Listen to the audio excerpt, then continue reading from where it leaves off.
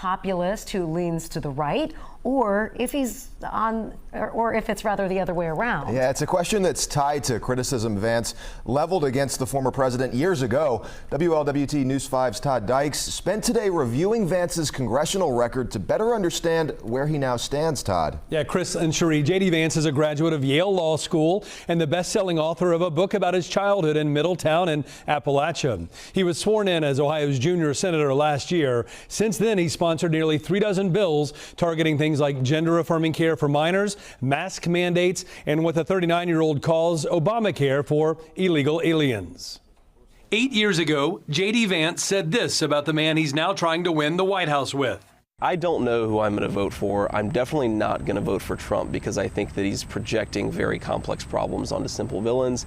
Since then, Vance's political outlook has done a complete 180. He's clearly in line with Trump in terms of thinking about trade, thinking about sort of a little bit more skeptical of American intervention overseas. Seated as Ohio's junior senator last year, Vance has sponsored 34 bills. Not one has become law, and only about a fifth have bipartisan support. Many of the proposals are aligned with socially conservative views shared by a lot of Donald Trump's supporters, including one called the No Obamacare for Illegal Aliens Act. Political expert Mac Mariani says Vance's outlook complements the former president's mix of populism, conservatism, and in some cases, political moderation.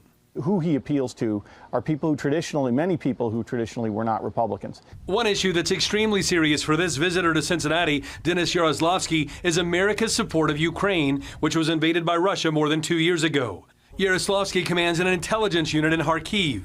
He knows there are political leaders like Vance who have questioned the United States' continued support of his homeland. We are fighting for the values the American society has. And these are the values for which they are killing us now. I believe that it's important for us to continue the communication with the people, with the community members, with the taxpayers, to make it clear for them why it's important to support Ukraine. Now, Denis Yaroslavsky is visiting Cincinnati as part of the Queen City's Sister City partnership with Kharkiv.